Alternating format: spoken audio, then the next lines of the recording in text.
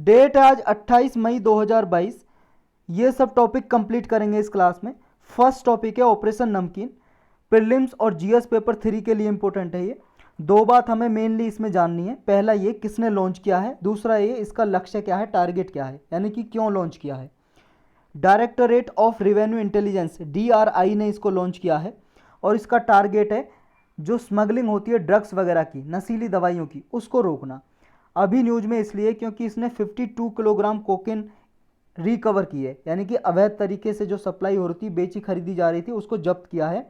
और इस 52 kilogram cocaine की कीमत क्या है इंटरनेशनल मार्केट में, 500 करोड़। कोकेन क्या होती है, नशीली दवाई होती है, ड्रग्स, जैसे हीरोइन, चरस, गांजा, अफीम, ये सब होते हैं नशा करने के लिए यूज, ऐसे ही कोकेन यूज होती है।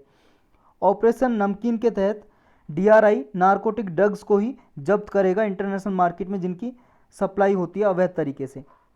ये DRI किसके अंदर काम करता है, मिनिस्ट्री ऑफ फाइनेंस, ये याद रखना आपको। मिनिस्ट्री ऑफ फाइनेंस के अंडर ये डिपार्टमेंट है, डिपार्टमेंट ऑफ रेवेन्यू, उसके अंडर ये बोर्ड काम करता है। CBIC, central board of indirect tax and customs, इसके अंडर ये काम करता है DRI, directorate of revenue intelligence. 50 से ज़्यादा ऐसे एक्ट बने हुए हैं जिनकी प्रोविजन को यूज करके ऐसी इलिसिट ड्रग्स को ये रोकेगा, जब्त करेगा। जैसे कस्टम्स एक्ट 1962, इसकी प्रोविजन को यूज करेगा। NDPS act, arms act, COFEPOSA, wildlife act, antiquities act, इनको याद करने की कोई ज़रूरत नहीं है, बस इसका काम क्या है और किसके अंडर काम करता है, बस ये याद रखना है। नेक्स्ट टॉपिक है निर्देशक, ये सिर्फ प्रीलिम्स के लिए इंपॉर्टेंट है। निर्देशक क्या है, बस इतना याद रखना, और किसने बनाया है। ये एक वेसल है, ये वेसल जो आपको दिखाई दे रहा है ये इंडियन नेवी का वेसल है और इंडियन नेवी ने बनाया है। ऐसे 4 वेसल बनाने हैं इंडियन नेवी को, 4 वेसल में से ये सेकंड नंबर का जिसका नाम रखा है निर्देशक। बस और कुछ नहीं जानना है, किसने बनाया है और क्या काम है इसका, मतलब क्या है ये, बस इतना जानना है। नेक्स्ट टॉपिक है India's first lavender festival in Bhaderwah. ये प्रीलिम्स के लिए इंपॉर्टेंट है और जीएस पेपर 3 के लिए। ये जो लेवेंडर फेस्टिवल है बहादेरवाह में मनाया जा रहा है। बहादेरवाह कहाँ पे, जम्मू कश्मीर में। और लेवेंडर क्या होता है, ये है भाई साहब फूल जो दिखाई दे रहा है आपको, फ्लावर, इनको बोलते हैं लेवेंडर। पर्पल कलर के होते हैं, जो वायलेट कलर के। ऐसे देखो, सिर्फ ये पर्पल कलर के ही नहीं होते हैं, बहुत सारे और भी कलर होते हैं लावेंडर में, जनरली यही कलर होता है। ये जो लावेंडर है मिंट फैमिली है, लामियाशी, उसका ही फ्लोवरिंग प्लांट है, यानी कि फूल लगते हैं इसमें। और ऐसे 47 स्पीसीज हैं लावेंडर की। ये जो फ्लावर है ब्लू भी हो सकता है, नीला, वॉयलेट भी हो सकता है, लाइलैक भी हो सकता है। लाइलैक बोलते हैं फीका नीला, यानी कि थोड़ा लाइट ब्लू। और ये ब्लैकिश पर्पल या येलोइश भी हो सकता है, ऐसा फ्लावर, ऐसा फूल। जो लावेंडर है ये ट्रेडिशनली सेंचुरी से, यानी कि कई सैकड़ों सालों से दवाइयों के लिए और कॉस्मेटिक के लिए यूज होता है, यानी कि परफ्यूम वगैरह बनाने के लिए या क्रीम बनाने के लिए या मेडिसिन दवाइयाँ बनाने के लिए यूज होता है। बहादेरवाह एक टाउन है, शहर है जम्मू की डोडा डिस्ट्रिक्ट में। तो ये याद रखना आपको, जम्मू की डोडा डिस्ट्रिक्ट में एक टाउन है बहादेरवाह। और ये प्लेस वो है टाउन जहाँ से पर्पल रिवॉल्यूशन स्टार्ट की थी हमारे इंडिया में। पर्पल रिवॉल्यूशन देखो स्टार्ट इसलिए की थी ताकि लावेंडर की जो कल्टीवेशन है ज़्यादा से ज़्यादा प्रमोट की जा सके। तो ये बहादेरवाह से ही लॉन्च की थी इंडिया की पर्पल रिवॉल्यूशन। और यहाँ पे बहादेरवाह में एक इंस्टीट्यूट भी बना हुआ है, इंडिया का first national institute of high altitude medicine, ये बना है बहादेरवाह में। नेक्स्ट टॉपिक है प्रोजेक्ट निगाह। ये सिर्फ प्रीलिम्स के लिए इंपॉर्टेंट है, वैसे मेंस के लिए भी है, ये जीएस पेपर 3 में यूज किया जा सकता है। काम क्या है इसको और किसने लॉन्च किया, बस इतना जानना है। जो प्रोजेक्ट निगाह है ये ICTM को यूज करके चलाया जा रहा है। ICTM क्या है, inland container depot container tracking module, इसको यूज करके चलाया जा रहा है। और ICD के अंदर, ICD क्या होते हैं, इनलैंड कंटेनर डिपोट। और इनलैंड कंटेनर डिपोट क्या होते हैं, जैसे मान लो कोस्टल एरिया है इंडिया का, यहाँ पे पोर्ट होते हैं, बंदरगाह, जहाँ पे सामान उतारा जाता है। अगर बाहर से हम इंपोर्ट कर रहे हैं, अगर इंडिया से इंपोर्ट करना है तो अंदर से यहाँ से कहीं से लेके आएंगे इंडिया से यहाँ पे, और फिर यहाँ से बाहर एक्सपोर्ट करेंगे। समझ गए, इस मैप में देख लो, यहाँ पे जैसे इंडिया से इस प्लेस से हमें एक्सपोर्ट करना बाहर, मान लो सऊदी अरबिया भेजना है, तो यहाँ पे लेके आएंगे मुंबई पोर्ट पे माल, यहाँ से शिप में पानी के जहाज़ में भरेंगे और फिर चला जाएगा, अगर शिप से हम सप्लाई कर रहे हैं तो ये है पोर्ट। अगर इनलैंड कंटेनर डिपोट की बात करें तो ये देखो कोस्टल एरिया से थोड़ा अंदर बने होते हैं, जैसे यहाँ पे, इधर थोड़ा इनलैंड बाउंड्री के अंदर, यहाँ पे एक प्लेस बना दिया, यहाँ पे सामान जमा रहेगा, यहाँ पे उतरेगा, यहाँ से अगर कहीं भेजना है तो जाएगा। और यहाँ पे कंटेनर रखे रहते हैं। कंटेनर मतलब ये समझ लो बड़ा सा बॉक्स, डिब्बा सामान को रखने के लिए। तो यहाँ पे ये इनिशिएटिव चलाया जा रहा प्रोजेक्ट निगाह आईसीडी के अंदर।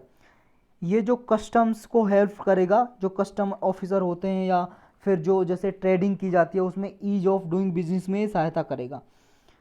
इस पर क्या है, जो माल वगैरह बेचा या खरीदा जाता है उसकी चेकिंग की जाएगी इस प्रोजेक्ट निगाह के तहत। और किसने लॉन्च किया इसको, जो सीबीआईसी जो ऊपर हमने डिस्कस किया था, जो मिनिस्ट्री ऑफ फाइनेंस के अंदर, मिनिस्ट्री ऑफ फाइनेंस है जो वित्त मंत्रालय, उसके अंदर डिपार्टमेंट ऑफ रेवेन्यू है। डिपार्टमेंट ऑफ रेवेन्यू के अंदर ये सीबीआईसी है, central board of indirect taxes and custom.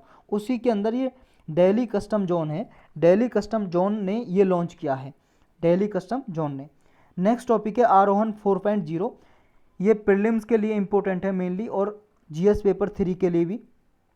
आरोहन 4 का क्या काम है और किसने लॉन्च किया है, बस इतना जानना है। अभी 2 दिन की मीटिंग हो रही है पोस्टल डिपार्टमेंट और इंडिया पोस्ट पेमेंट बैंक की, आरोहन 4.0, जिसमें स्टार्ट किया शिमला से। 4.0 यानी कि चौथा फेज़, आरोहन का चौथा फेज़ शिमला से, हिमाचल प्रदेश में है शिमला, वहाँ से ये स्टार्ट किया। किसने, पोस्टल डिपार्टमेंट और इंडिया पोस्ट पेमेंट बैंक, इन दोनों ने मिलकर ये स्टार्ट किया। इसमें टारगेट क्या है, फाइनेंशियल इंक्लूजन को और बढ़ाना है हमारी कंट्री में। और फाइनेंशियल इंक्लूजन का मतलब क्या है, हिंदी में बोलते हैं वित्तीय समावेशन, फाइनेंशियल इंक्लूजन को। तो क्या मतलब है फाइनेंशियल इंक्लूजन या वित्तीय समावेशन का, देखो ज़्यादा से ज़्यादा फाइनेंशियल प्रोडक्ट और सर्विसेज को हमारे इंडिया में प्रमोट करना, सभी पर्सन के लिए अफोर्डेबल बनाना। जैसे बैंक में सबका अकाउंट हो, बैंक यूज करें, और का अकाउंट हो तो उनके लिए क्रेडिट फैसिलिटी दें। क्रेडिट फैसिलिटी का मतलब उन्हें लोन दें, ज़्यादा से ज़्यादा इन्वेस्टमेंट हो, फिर सेविंग करें लोग, ज़्यादा से ज़्यादा इन्वेस्टमेंट करें, निवेश करें। तो ये है फाइनेंशियल इंक्लूजन, यानी कि लोगों का ज़्यादा से ज़्यादा बैंक में अकाउंट, उन्हें लोन की फैसिलिटी, क्रेडिट फैसिलिटी, इन्वेस्टमेंट, ये सब आते हैं फाइनेंशियल प्रोडक्ट एंड सर्विसेज, ये सब फाइनेंशियल इंक्लूजन में आते हैं। तो इसको ही प्रमोट करना है, इसका मेन काम आरोहन का। जो इंडिया पोस्ट पेमेंट बैंक है, ये देखो 100% गवर्नमेंट ओन्ड बैंक है।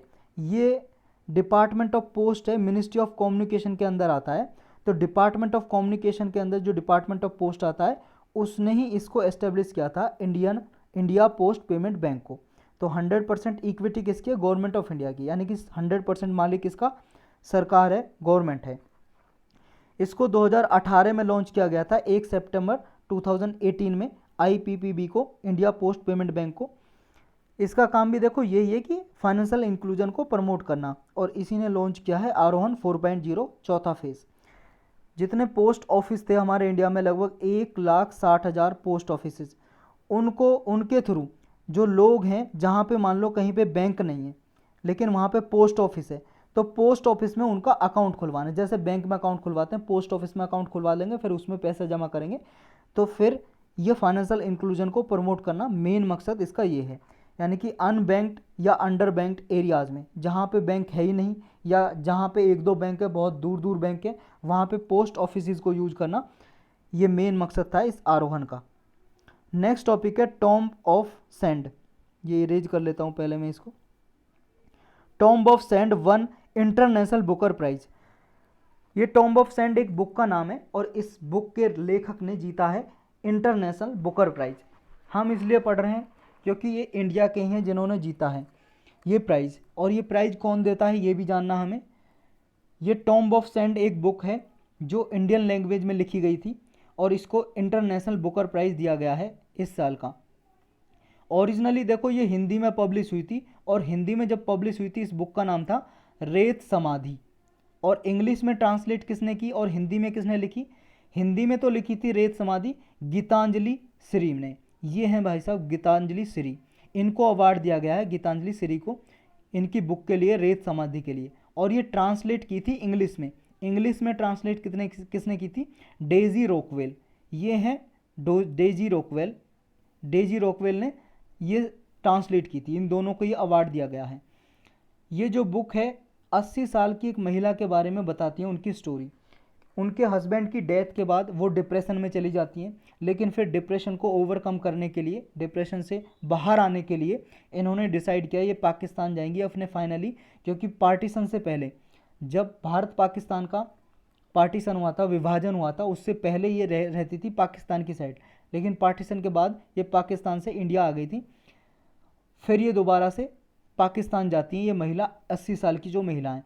ये स्टोरी है, फिक्शनल स्टोरी है, जो इसमें लिखी गई है गीतांजलि श्री ने रेत समाधि बुक में, और ट्रांसलेट डेजी, ये डेजी ने की है, डेजी रॉकवेल ने, इंग्लिश में। ये इंटरनेशनल जो बुकर प्राइज है, ये अवार्ड किया जाता है एनुअली सिंगल बुक के लिए। एक बुक को अवार्ड दिया जाता है, ऐसी बुक जो किसी और भाषा में लिखी हो लेकिन उसको इंग्लिश में ट्रांसलेट किया हो और पब्लिश किया गया हो यूके में या आयरलैंड में, यूनाइटेड किंगडम या आयरलैंड। कहाँ पे है ये आपको पता ही है, यूनाइटेड किंगडम यही है जिसने हम पे राज किया था 200 साल लगभग। यूनाइटेड किंगडम और आयरलैंड, इन दोनों जगह पे कहीं पे इसने पब्लिश की हो ये बुक इंग्लिश में ट्रांसलेट करके। और जो बुक फेमस है और जो अच्छी लगी है उसको, एक बुक को ये चूज किया जाता है और फिर दिया जाता है उसे इंटरनेशनल बुकर प्राइज़। 2005 तक इसका नाम था, जब मैन बुकर इंटरनेशनल प्राइज़ 2005 में जब ये स्टार्ट हुआ था, तो इसका Man Booker prize, Man Booker international prize नाम था इस प्राइज़ का, अवार्ड का, लेकिन बाद में चेंज कर दिया इंटरनेशनल बुकर प्राइज़। ये प्राइज़ का टारगेट क्या होता है देने का? प्राइज़ का मकसद जो है, टारगेट एम लक्ष्य इसका ये है कि यूके में ज़्यादा से ज़्यादा बुक पब्लिश हों जो फिक्सन पे बेस्ड हो, क्वालिटी फिक्शन हो, यानी कि जो इमेजिनेशन पे, फिक्सन का मतलब इमेजिनेशन, कल्पना पे बेस्ड हो, या कह सकते हो आप ऐसी स्टोरी जो क्वालिटी की हो और जो एक तरह से रीडिंग प्रमोट करे यूके में। तो पूरे वर्ल्ड में जहाँ पे अलग अलग भाषा में बुक पब्लिश हो रही हैं और वो ट्रांसलेट की जाएँ इंग्लिश भाषा में और यूके में पब्लिश हों, इसको प्रमोट करने के लिए ये प्राइज़ दिया जाता है। और इस प्राइज़ में राशि कितनी दी जाती है? मनी, इसमें मनी प्रोवाइड की जाती है पाउंड 50,000 प्राइज़, ये पाउंड का साइन है, 50,000 प्राइज़ दिया जाता है इसमें। और ये प्राइज़ जो है दोनों ऑथर और ट्रांसलेटर के बीच में शेयर किया जाता है इक्वली। ऑथर तो थी गीतांजलि श्री जिन्होंने रेत समाधि बुक लिखी थी और उनकी बुक को ट्रांसलेट किया था डेजी रॉकवेल ने, वो हो गई ट्रांसलेटर, तो दोनों को आधा आधा अवार्ड दिया जाता है। और एडिशनली पाउंड 2500 और दिए जाते हैं ऑथर और ट्रांसलेटर को। इसमें जो नॉवल है या कलेक्शन है शॉर्ट स्टोरीज़ के, दोनों ही एलिजिबल हैं इस प्राइज़ के लिए। चाहे किसी ने एक बुक में शॉर्ट स्टोरी लिखी हो, चाहे कोई नॉवेल लिखा हो, दोनों ही एलिजिबल हैं, किसी की भी बुक को ये प्राइज़ दिया जा सकता है और चूज किया जा सकता है। यही टॉपिक थे आज के।